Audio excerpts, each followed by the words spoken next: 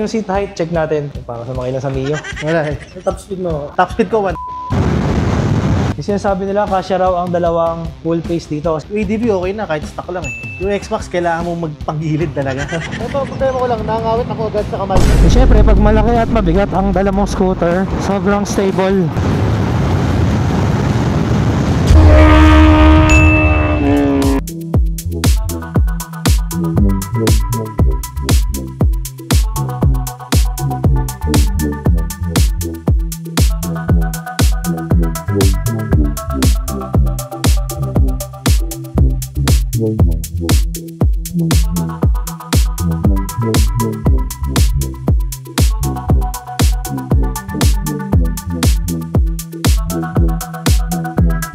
So yung kasama natin si Alvin, siya yung owner nito X-Max version 3 na 2025.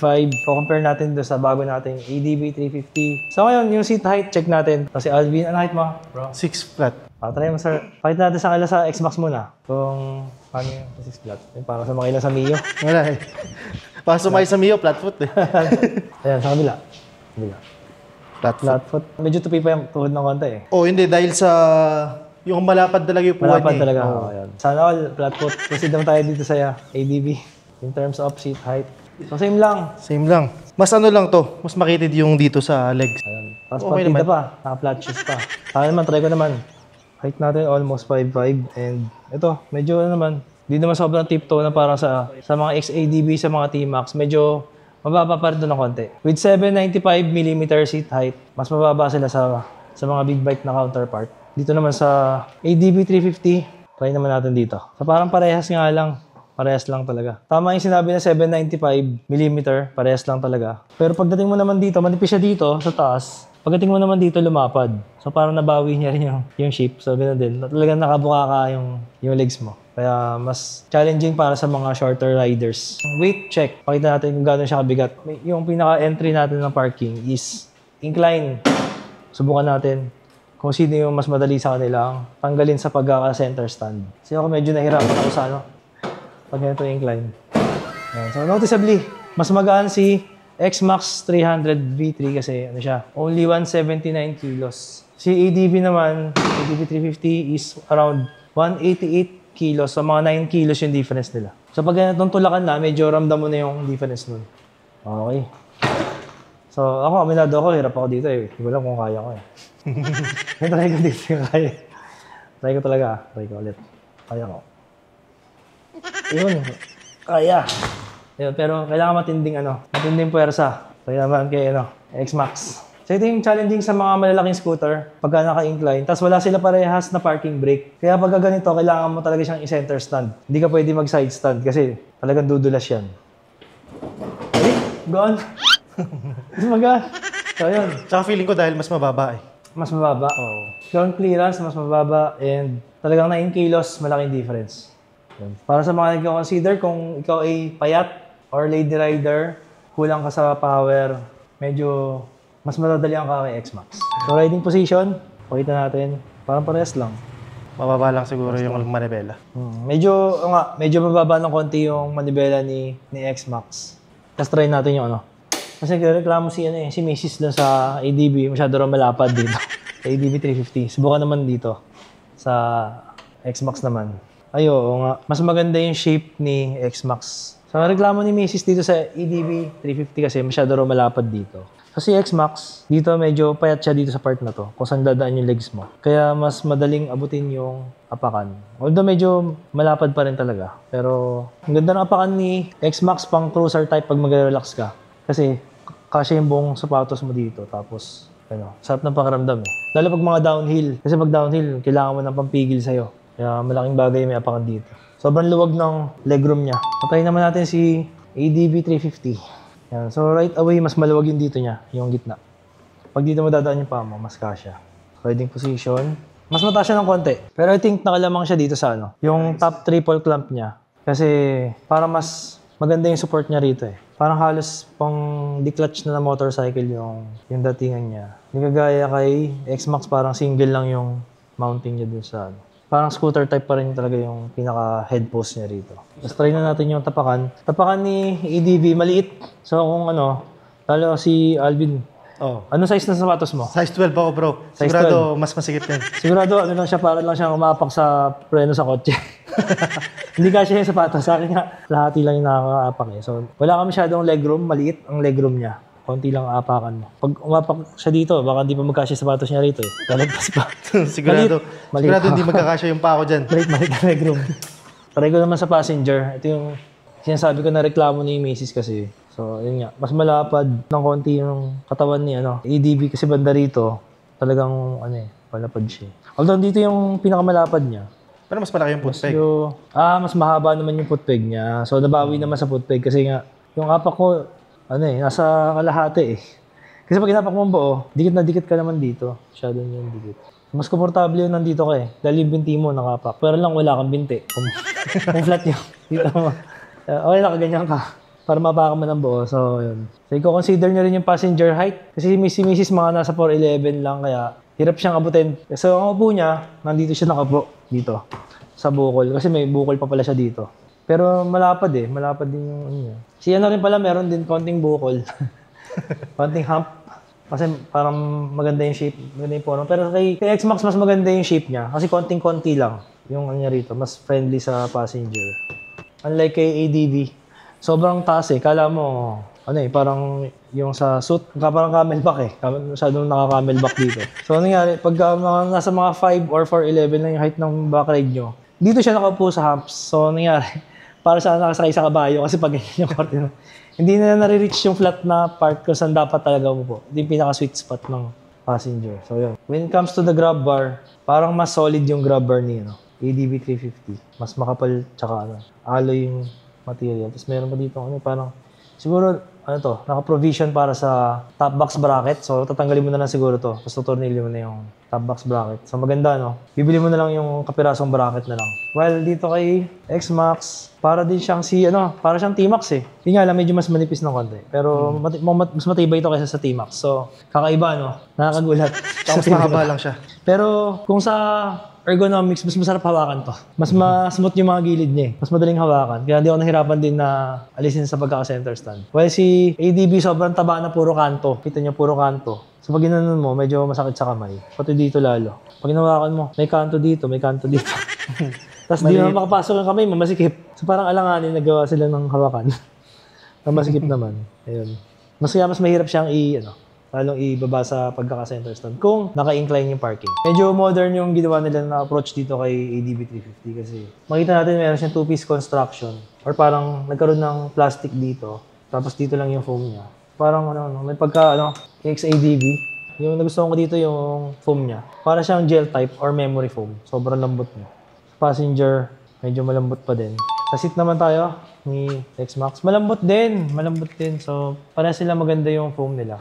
Premium din yung ginamit nila. Tapos, magkaiba ng texture dito. Ito pa, parang maganda yung grip niya eh. Yung may parang diamond shape yung mga bukol. Yung pang throttle. Parang Throttle grip. Parang sandpaper. Pag ganun mo, masakit sa balat. Matulis, pero maganda grip mo. Nagadudulas dito. Pero premium na premium yung pakaramdam. Tapos may X-Max pa dito na naka-engrave. Yan, dyan. Ayun. And then, yung sinasabi nila, kasya raw ang dalawang full face dito kasi naka-drawing nga naman. So, kailangan lang daw aayusin. Susubukan natin kung kasya. So, ngayon, meron tayong dalawang helmet. So, pinili ko yung pinakamaliit na shell para siguradong pag wala sila reklamo, sabi nila, kasya raw dalawang full face. Meron tayong na-sec na helmet. Ito, sec na Kronos. Subukan natin dito. So, dito mas maluwag dito eh. Ito yung mas malaking shell. Kunahin natin siya. Ito naman na-sec dito. Pero parang may mas maluwag yung dito sa taas eh. Mas maluwag dito? Based sa experience yung mas maluwag to. Sige, subukan muna natin. Ayaw. Okay. Try na natin sa kabila. Pero yung drawing kasi niya, nakalagay dalawang full face ang drawing. So, kailangan, dapat totoo yan. Nakalagay. Pag ganyan. Okay, try natin ulit. Ayun, hindi. One half face possible. Kasi ako nilalagay ko dalawang half face, okay. Tsaka kahit isang full face kaya. Isang full face. Ito, try half natin, face sa akin. try natin. So, isang full face muna. May comps eh. Ayun nga, kasya. So, nagkakaproblema tayo sa baba. Papakita natin ulit sa Hindi natin ito dalawang full face helmet. Yan, so harapan sila. Tapos silalak natin ng dahan-dahan. Maglalak siya. Yan talaga. Kasya talaga. Patalikod pa yata, kakasya ito. Yan talaga. So kasya talaga. Mas malaki ang U-box ni ADB 350. And then dahil ngayon issue yung mga malalakas na pipe, 'di ba? Bawal ngayon ang maingay na pipe. Although naka-stock pipe tayo, i-sound check na rin natin kung ano yung tunog nila. Mga stock pipe nila, kung sino yung may pinakamaingay na pipe sa kanila. Yun. Ganda. Mimic.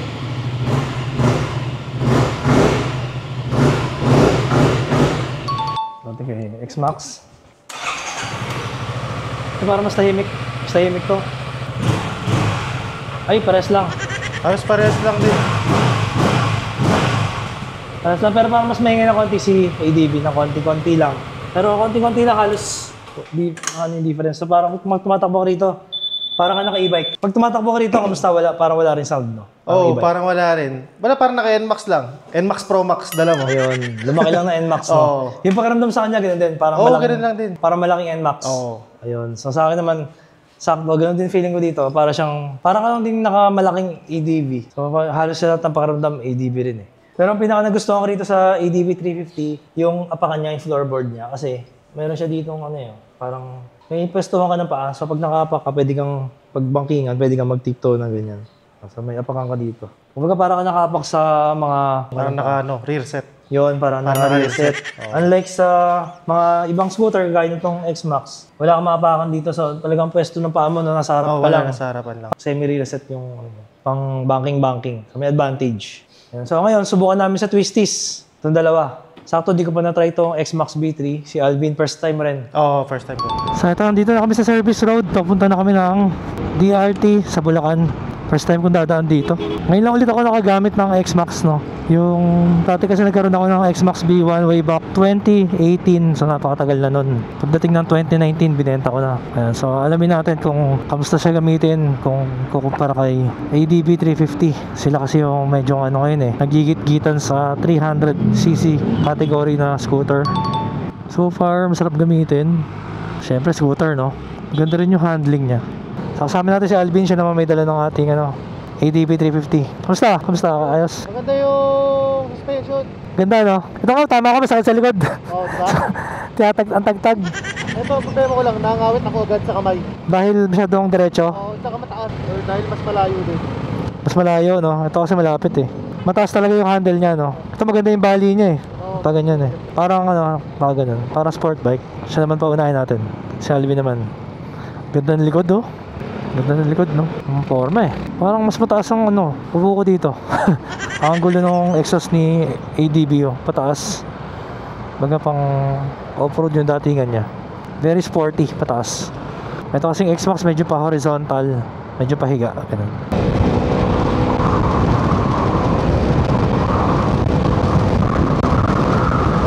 Tagtag nga. Nakakalog-kalog ako. Tapos yung preno niya parang medyo mahina yung preno. Parang di ko alam kung bakit. Parang ang tagal kumagat. Parang spongy yung pakiramdam ng preno. Mamaya natin malalaman. Pero so far parang nakukulangan ako sa niya, sa preno niya. Ganda ng likod ni ADB 350. Ang angas eh. Talagang sobrang unique yung likod niya. Walang katulad. Parang refreshing tingnan kasi di ba pare-parehas ng likod ngayon yung mga motor eh. Tsaka gusto ko yung rear fender niya maliit yung rear fender niya. Kaparehas na ng mga big bike, mga parehas na mga naked. Tigas ng suspension eh. Very sporty pero I'm sure pagka sa mga bangkingan dun lamang tong matigas na suspension eh. Parang suspension travel niya maiksi. Pag sa ADB kahit sa modalin ramdam mo talaga na gusto niya ng lubak. Maghahanap ka ng lubak. Sa laki ni Alvin, yung ADB sa kanya, ADB 350, parang lumit, parang parang naging NMAX lang. Nagamit niya yung preload buong preload nung suspension. Brake master niya, kailangan pigay mo todo. Medyo nakakapagod pumiga.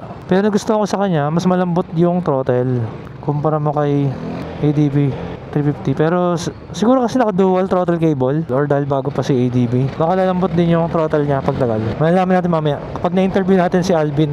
Pero maganda yung placement ng hawakan ni X-Max dahil maganda yung korte mas maganda. Gusto ko yung korte nito parehas kay NMAX, yung parang B-shape siya nakabali.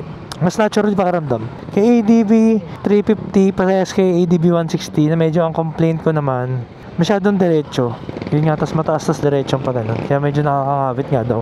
Mas natural yung feeling sa handlebar ni X-Max, ni NMAX, tsaka ni PCX 160. Although pagdating sa taillight, medyo parang ano, no? Parang Winner X yung taillight na ginamit nila kay ADB 350. Medyo parang nakukulangan ako sa taillight niya. Masyadong payat.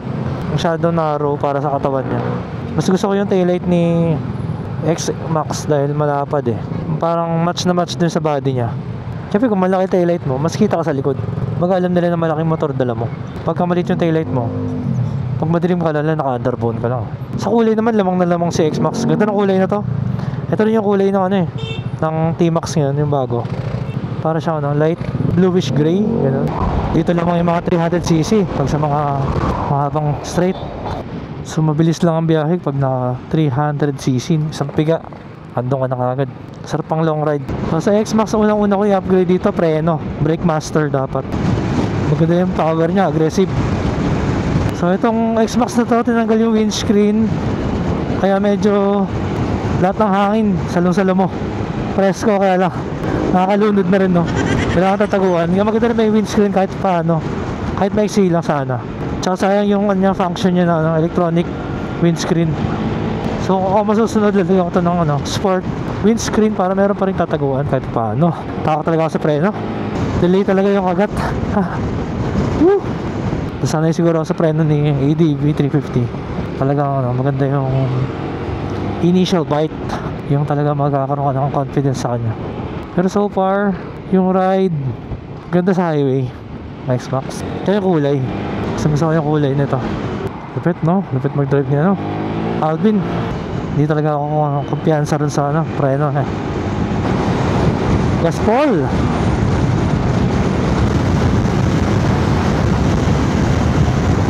Ano ba to?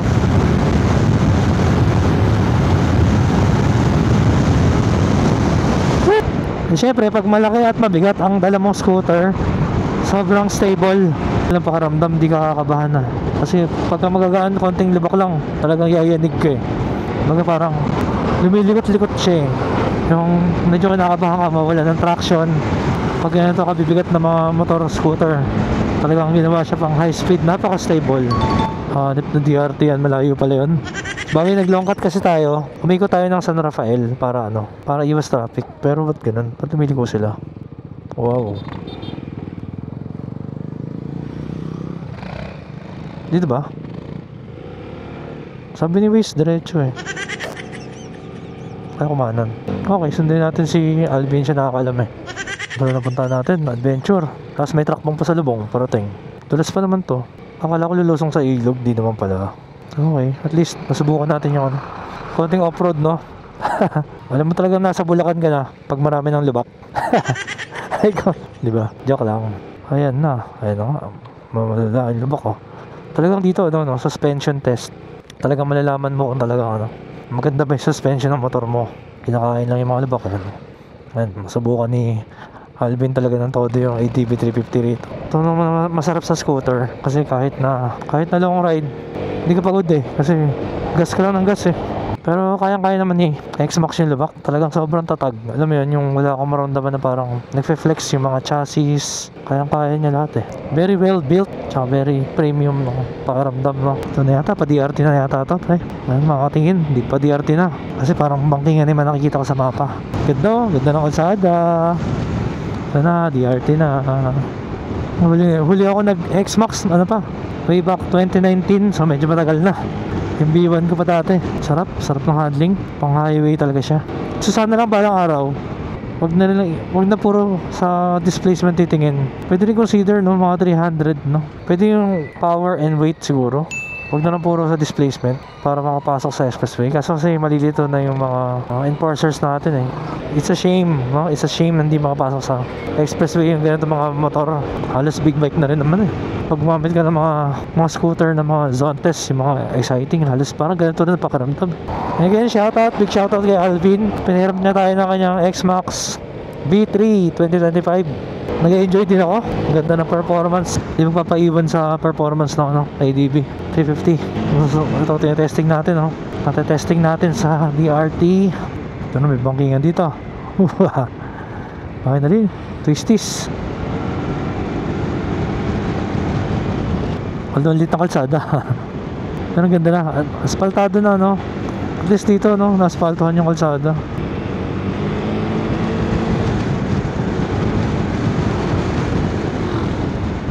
Mga lokal dito magagaling bumangking. Araw-araw ka ba naman sa Twisties eh. Rest. Rest na to. Ayun, hindi na pala abutin ng inaabutin ng bundok. Ganda oh. Wow, kung kailan maganda na yung kalsada eh, no? Ganda.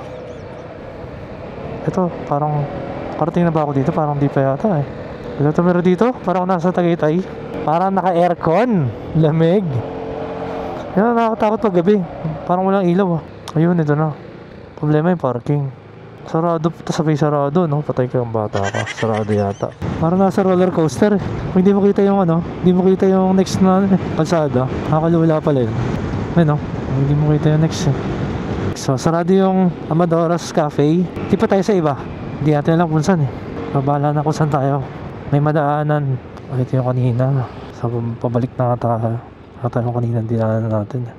At napakaganda ng weather. Thank you Lord, ganda ng weather. Sobrang grip nung puwan niya. Sobrang grippy. So ang ganda rin gamitin ng X-Max talaga. Nakaka-enjoy siya. It's a fun, sporty scooter. Parang siya pinaghalong NMAX tsaka Aerox. Sporty siya at the same time. Comfortable na parang NMAX. Pinag-combine nila yung best of both worlds ng dalawang motor na yun. Dito mo tayo mag-stop over sa Tito Renz Restaurant and Cafe. Kamusta naman yung ATV 350 sa handling compared sa X-Max? Sa handling, mas okay siya kumpara sa X-Max sobra. Kasi basta parang maganda yung niya, yung weight niya, yung balance niya talaga sobrang gitnang-gitna ako eh. Tapos pag hinihiga mo, okay naman. Hindi ka kakabahan eh. Maganda rin yung kapit. Tsaka madali siyang i-maneuver, lalo kahit sa traffican.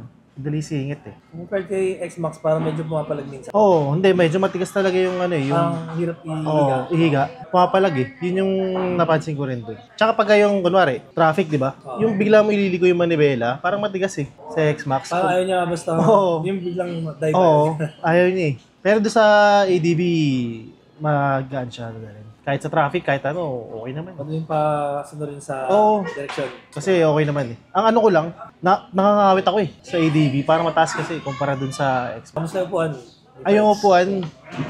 Sa upuan, maganda yung riding position. Actually, hindi ko na kailangan yung tapakan dun sa sa harapan. Komportable na ako kahit na yung normal na upo lang. Tapos pag matagal, medyo matigas. Pero okay naman. Okay din naman. Tsaka makakapit yung upuan. Sa suspension naman? Suspension, sa harapan, okay na okay yung harapan. Solid yung harapan. Pero yung likod, medyo matigas. Pero hindi naman siya nagbo-bottom kagaya ng sa X-Max. Sa X-Max kasi sumasagad lahat eh. Pero baka dahil sa break-in pa. Kasi, possible din. Karina 60 lang eh. 60 lang. Ngayon 100 plus na eh. Sabi kasi, para sa ATV 160, pag naka 1,000, doon pa lang medyo lumalambot yung shock.